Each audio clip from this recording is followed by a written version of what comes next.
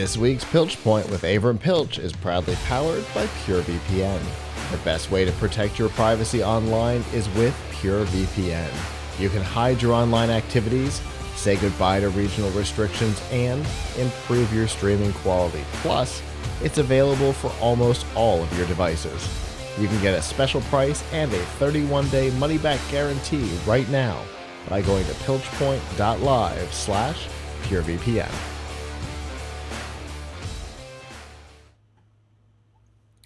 All right, Avram, we started out talking about retro gaming, and we're going to talk about it some more, right? Why not? What else is there in life?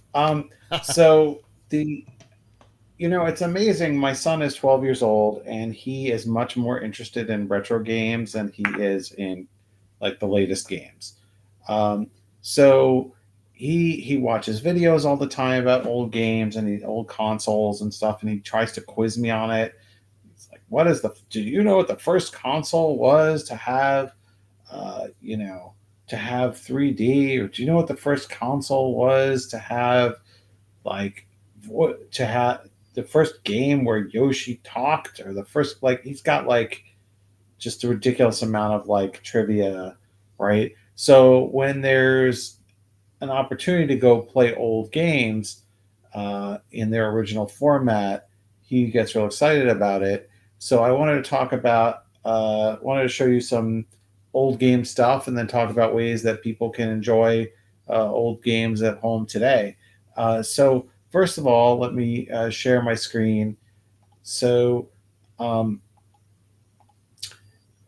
I have some pictures from when we were at the Retro Game Festival here in New York last weekend.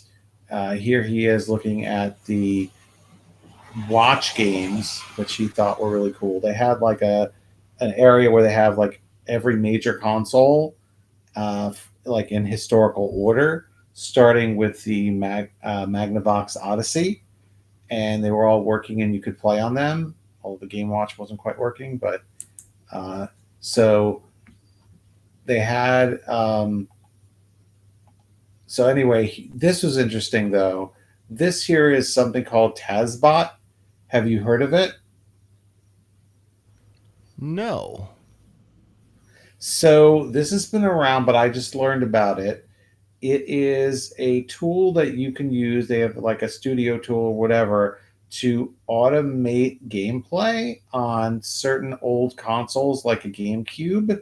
So they like go and they program in like the joystick moves and the button presses or whatever, and then it just sort of, and then they have this sort of hack thing to put it on the hardware. So it just plays itself through and wins and plays the perfect game.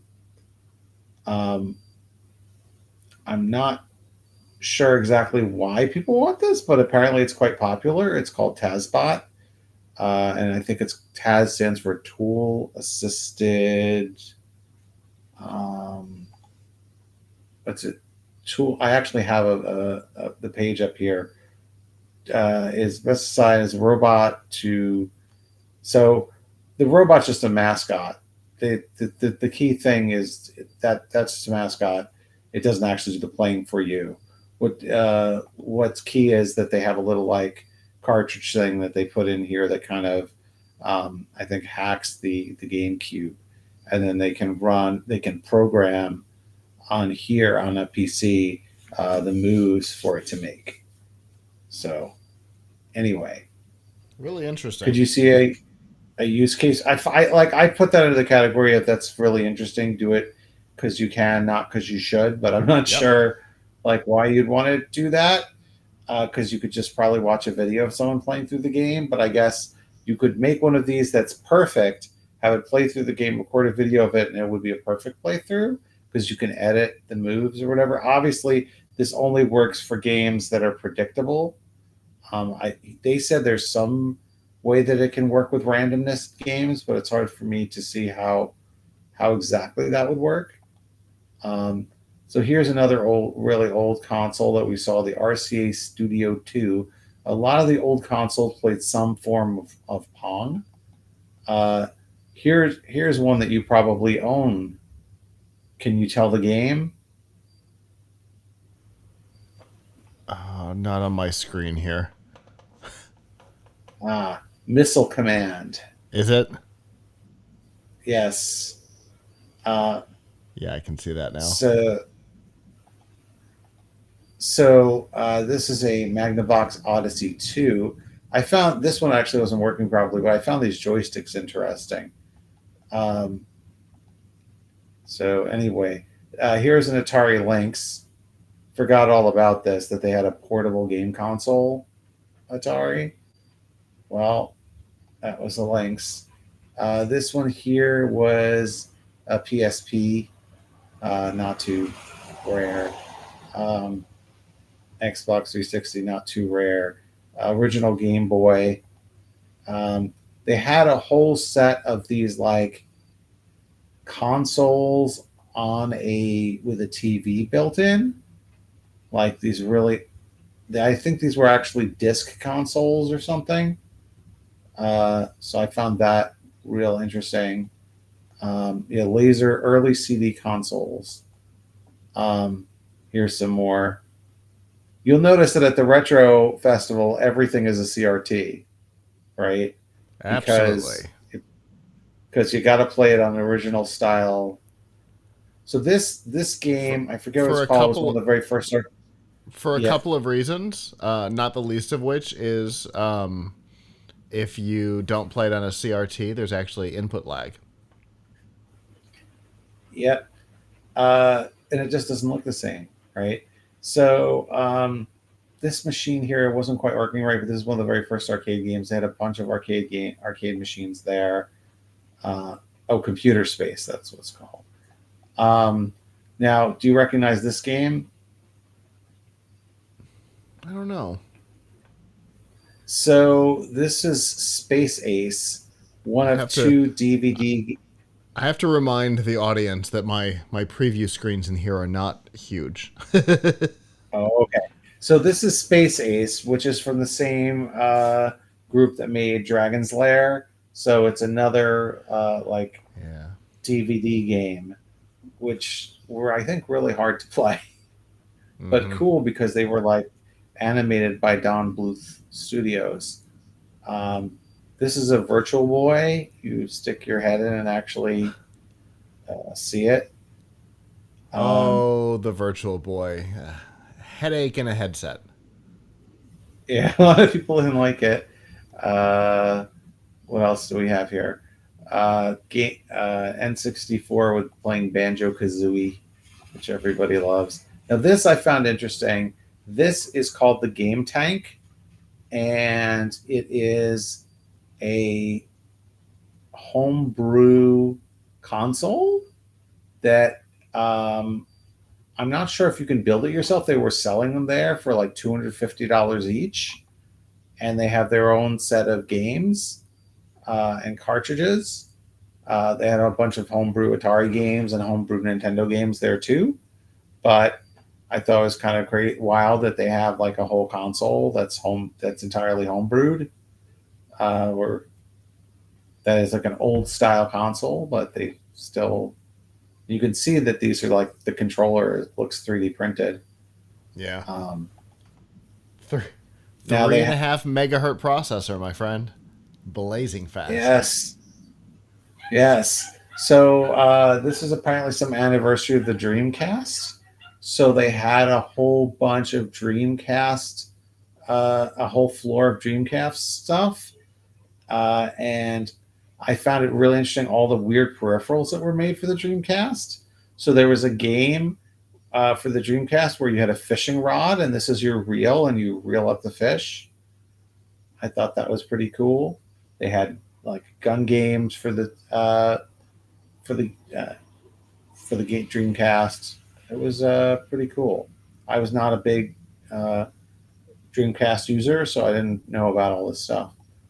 Um, if you remember, want to go really back, this was like an old educational system called the Socrates, and there was a Sega Pods thing um, that I guess there was a way of playing by hitting pods. Um, These are a collection of all the old football games. Do you remember these, Scott? The ones where your football was a little red light. Yep. I had a Everything was just handheld one of dashes. these. Yes, I had a handheld one of these. Um, so Merlin, all these old like handheld games. Um, so this here was another headset, the Stuntmaster. It was for I forget what console it was for. I think it worked with a Genesis. Um, so I'd never seen that. But that was pretty neat. This was one of my absolutely favorite things in the exhibit. Have you ever gotten to play with a Commodore PET? I have seen one. I have not played with one. So, PET was one of the first personal computers that people could buy. There were a few different models. I think the first one came out in like 77 or something. This, I think, was one of the later models in the 4032 because it had a fairly large screen where there were ones that had smaller ones. What I found really interesting here was this was a version of Space Invaders that they had on it. Um, and the little aliens would with the bomb that they drop on you looked like a dollar sign, which I guess was a way of just using an ASCII character. Um, so that was actually it was actually kind of fun. I sat there and played it till I got a new high score. Um, my son played it too. This I found absolutely fascinating. So this is a machine called a K Pro that is a very very old um, computer from I think the early 80s, and it ran its own. I don't think it was PC compatible. I think it ran its own operating system, and this game on it, which I'm not exactly sure what it was called. I guess I could zoom in and try and see what it was called. If it said here, I don't think.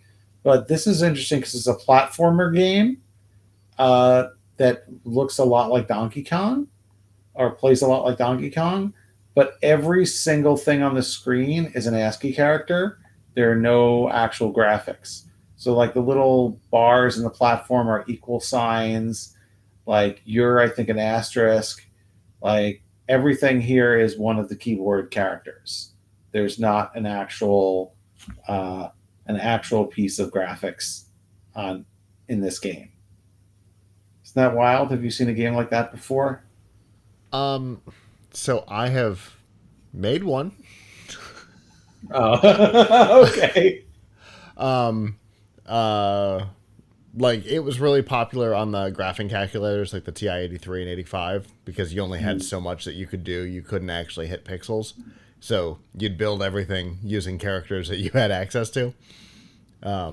But yeah, it's a really great idea when you're trying not to have to build an entire graphics engine. Yeah. This Really was smart. a this was some kind of computer called an Amstrad. They had a lot of computers that never came out in the US. I'm not sure if this did, but what I found really wild about it is that the tape drive is built into the keyboard, and it's all tapes uh, for you to play. This is my favorite game at the whole retro festival every year. I'm It's one of these interesting. days. Just uh, out of interest,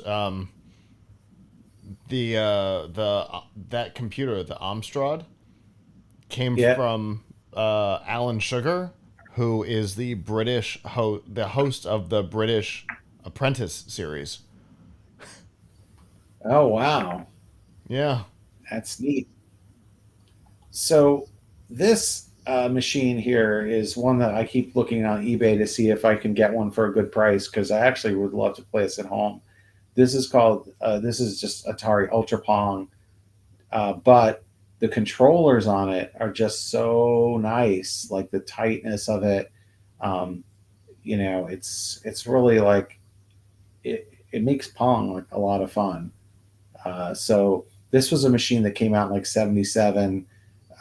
It only plays Pong. It doesn't have cartridges, but it plays like 15 versions of Pong in bright colors. Um, So here's another sort of Atari Pong. This one has the paddles built into the console, which I don't think is as good as having them separate. Um, this here, my Interesting. son found. I have that little TV that it was hooked up to. I think I have that exact same Yeah, television at Forge right now. Like that model. Wild. yeah. Well, they have to. They had small TVs were a big hit at this event because I guess you don't want a heavy TV. They're easier to Um, transport for sure. right. So this was a Mario game called Mario Teaches Typing. So they had a few old PCs playing old PC games. So they actually, I think this is one of the only I cases where there remember was this one. a Nintendo game licensed to be on PC. Yeah, So that's that kind was of in the early interesting. that was in the early days when they were doing licensing. They stopped doing it after the definitely not canon uh, Zelda games that that Panasonic or Toshiba had licensed and produced, and they were awful. They're like, all right, no more licensing. It kept them. It's the reason why we have, until recently, we didn't see any Nintendo characters in theme parks. We didn't see a whole lot of productions, movies, TV shows, because every time they'd license the characters, it would come out awful. I'm like, nope, we're done. But that was an so exception. th- Mario Teaches Typing was a lot of fun. I remember it. so this was my favorite thing at these retro festivals. All the weird hardware you see, just the strange controllers. So this is my favorite strange controller thing that I saw there. I was actually looking up how much it costs to buy used one of these. I think it only works with one game. So this is a controller for a racing game on PS1. I think the racing game is called Dash or something. And the controller looks like it's supposed to be like radio control cars, like a slot car racing. So it's like a trigger here, and you steer by turning this tire, which is has a really nice and tight feel to it. It Um, looks it's called so you yeah, sent me this picture, right? A couple pictures the other yeah. day. And the first thing I thought, so you said, "Do you have one of these?" My first thought was that looks just like the controller for my RC car. And then I Right. looked closer and I saw the cable coming out of it. I'm like, "Oh, nope. This is for a PlayStation." No, I don't have that. Yeah, it's just like I think it was only for this one game, although who knows if you could use it for something else. It was called RC Go by Taito Hori, and is called the Hori Zero Tech RC controller. And it was made specifically for this game RC Go, but I think you could theoretically use it for something else. But anyway, it's just wild I to me mean, how it worked because I it's going back to that era, it's just interrupts going to the system. So my guess is they're standard inputs. You could probably play the game with a regular controller too. yeah, but I think one of the things that I appreciate every time I go to a retro festival is it's the hardware that matters, right? Yeah, You could it's the play any of these unique. games on an emulator. Yeah, exactly. It's the unique experience of having this custom controller that's designed for this game. And, you know, because can you play Dance Dance Revolution with a PlayStation controller? Yeah. Is it the same game? No. Right. Exactly. And oops, sorry. So that's my where was I? So that's my point. Look at this. You can see it close up now. Um, so um, they also had things for Wii where you could do drawing. Um, this is interesting. This was, I think, for PS2 keyboard game where you have to hit the key, hit the keys in time to the music, and then Is that this how? Wait, what was it? Is that 2DX? what was what? No, it What looked this is I think a PS2. yeah, but I think it's PS2, the PS2. game looked a little bit like 2DX except it's an actual like proper piano. Interesting. Yeah. So this was a peripheral they had in like their strange peripheral section. Um, oh, here's a picture of the Magnavox Odyssey, the first Magnavox Odyssey. Here's a Vectrex. This I find this very interesting because this was a console that was just vector, these kind of weird vector graphics, and they sell for a lot of money. They had vendors there selling one of these in the box for $1,000, Wow. right? Um, so this here was they had consoles that never made it to the never came out in the U.S. I just thought this one was really interesting. This was a Japanese console called the TV Jack, the Video Mate TV Jack 5000. I guess was made by Bandai. Um, just really interesting, like look and cartridges. This is a system where the NES was built into a TV. Um, they had some things that were under glass, like this is a Color Game TV 15. This here is a Panasonic GameCube that also, I guess, plays discs. Um, this here is, it looks like a boombox, but it is some kind of game machine. Yeah, because it's Um, definitely got a Sega logo on the front. yeah, it's a Sega Iowa Mega CD. Um, so this is another one, PC Engine. These were virtual glasses for the Xbox. This is an old Atari computer. Sega Mega Jet. That was another weird one. This I That found interesting. They had like, that boombox is yeah, going for like $4,000. I guess that's why they had it under glass. Indeed. You can play it. Uh, this is some kind of card they put into an Amiga to make it work or something better. Oh, here's me playing the game. Uh, this was a very interesting gun game that it actually used a VCR. So I don't know if you, like you use a gun to shoot at like a plane that was on it, but to play the game, you have to rewind the VCR, the VHS tape to the beginning and play. That's really bizarre. I don't even know. Are you? I don't know if you were actually shooting at it or not, or just Yeah, leads you to believe that you were. that's wild. Um, Apparently, a very rare game. That's all I can say. So here's one. This is a game where you play by hitting the bongo drums. Oh yeah. Uh, Is this Donkey Konga? yeah, I think so. Yeah, Yeah. Donkey Konga. Yeah. So, We have a set and of the that was the Donkey last thing. Konga. We have a set of the Donkey Konga conga drums. And just like we were talking about with the Zero Tech controller, um, Yeah. you can play Smash Brothers with the conga drums. Yeah. You can try it, right? Oh, I know It's people who are that's the actually pretty good at playing uh, Smash Brothers with the conga drums. It's that's a funny. wild experience. So that was my last weekend, and then this weekend I was at the Museum of Moving Image, where they have here in Queens, where they have a video game developer lab for kids, and they showed me something which maybe other folks have known about, but I haven't, which is a great game development thing for kids or anyone called Pico 8. It allows you to create, and they have already have a whole bunch created 8-bit games. Um, you it's like a whole, you have to buy it. It's $15. So I bought it today. It kind of looks a little bit like, like you're on an old computer, and you can use it to program stuff, but they also have a library of games that other people have made. So if you type explore, they have a whole bunch of like games that you can search and download. We favorited a few.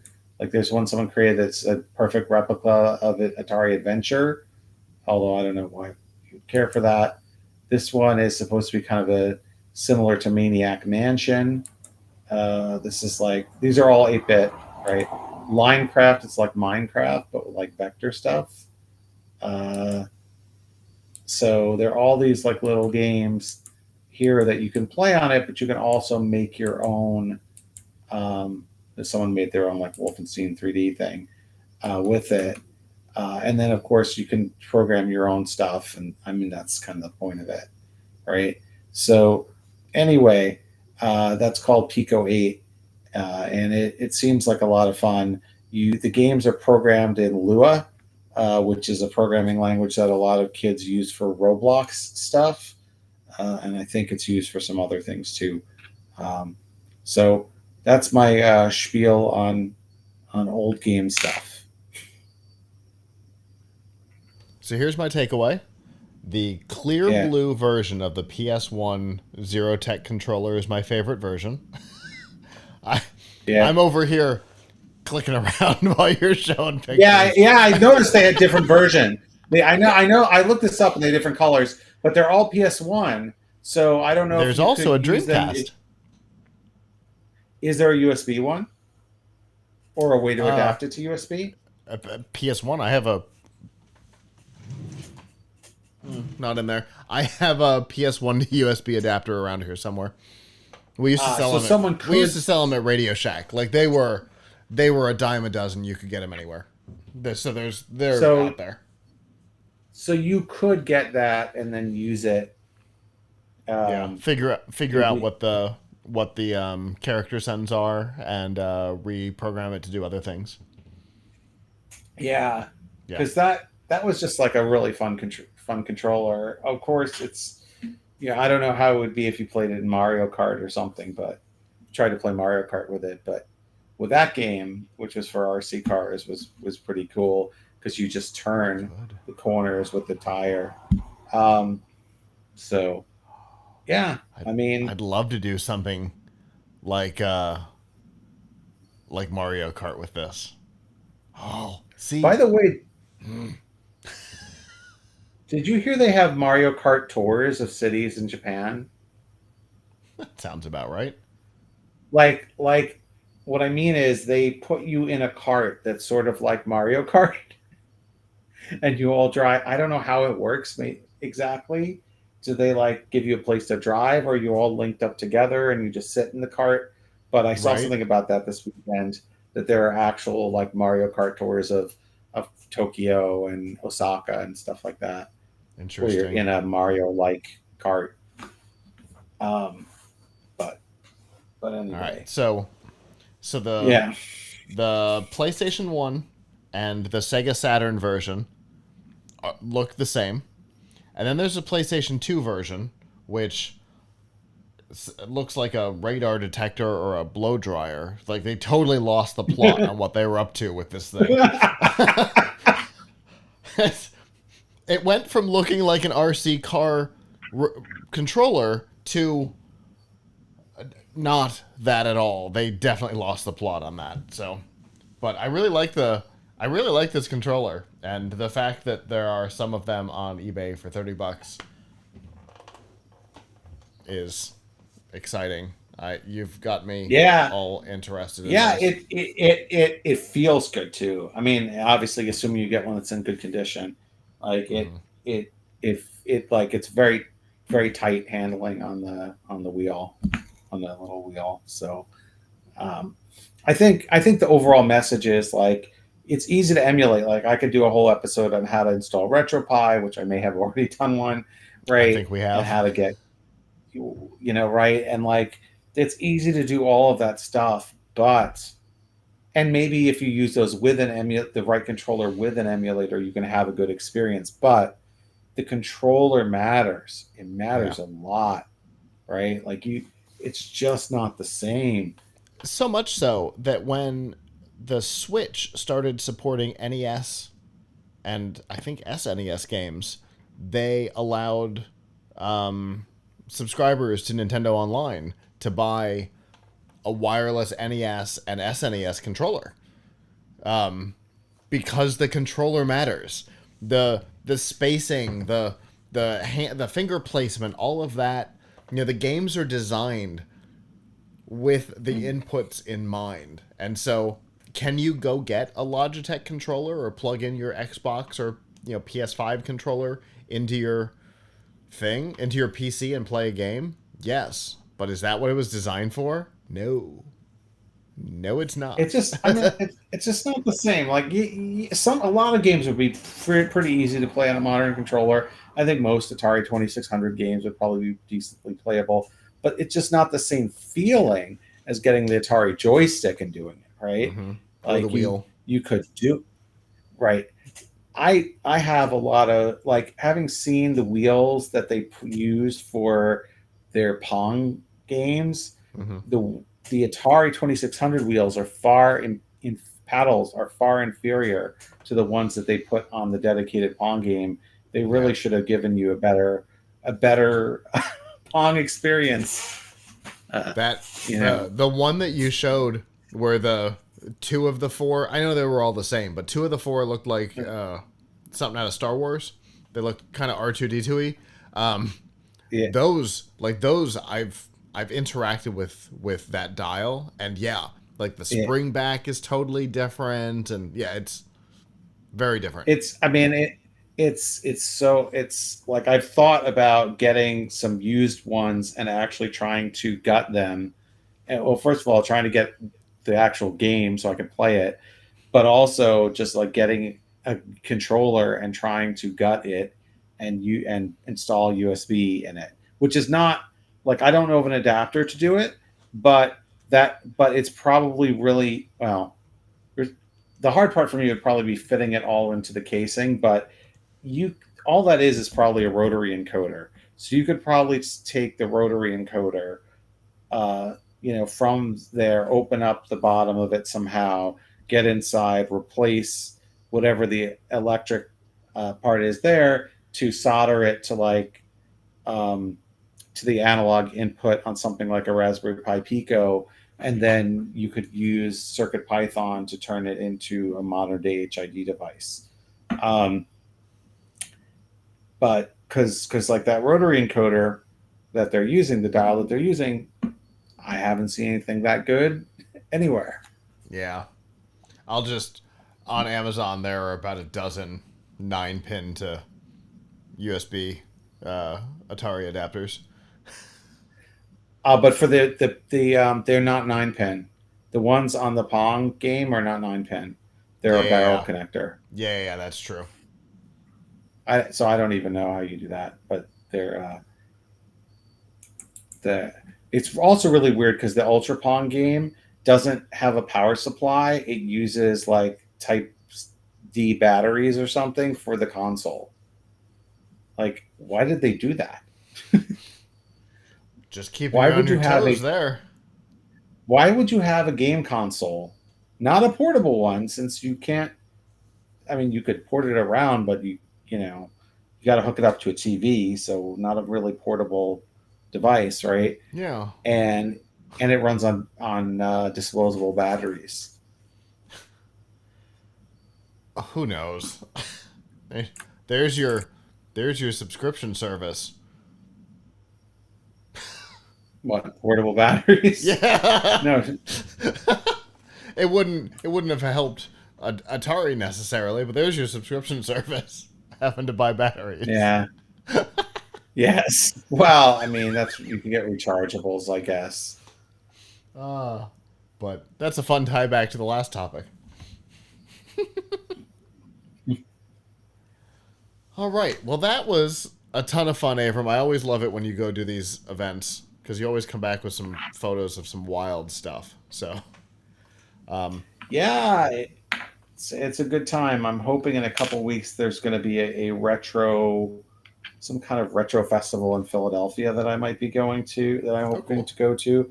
Although it is not quote unquote a gaming festival per se, so there may be retro other things there too. But anyway, we'll see. Okay. Well, I look forward to seeing what comes of that.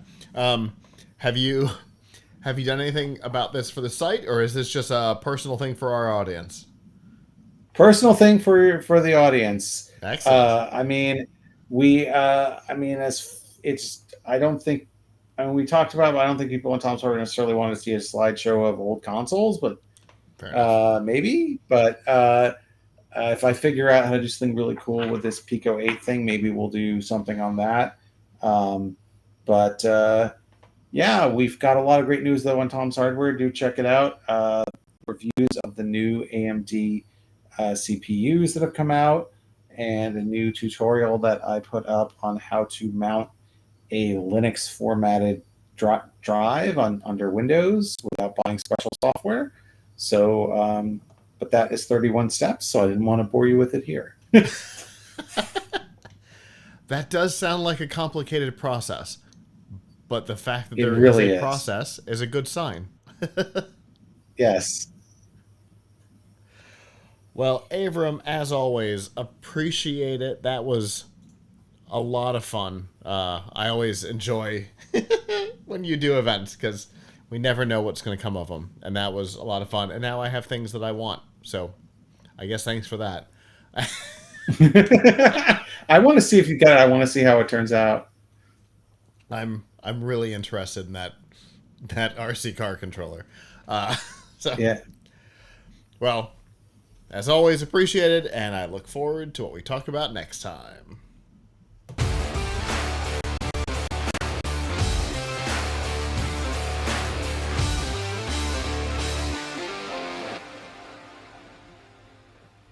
Hello, YouTube. Thanks for watching, and I hope you enjoyed this episode of the Piltch Point with Avram Piltch. If you did, please subscribe to our channel, and of course hit the notification bell since subscriptions don't mean much on YouTube anymore.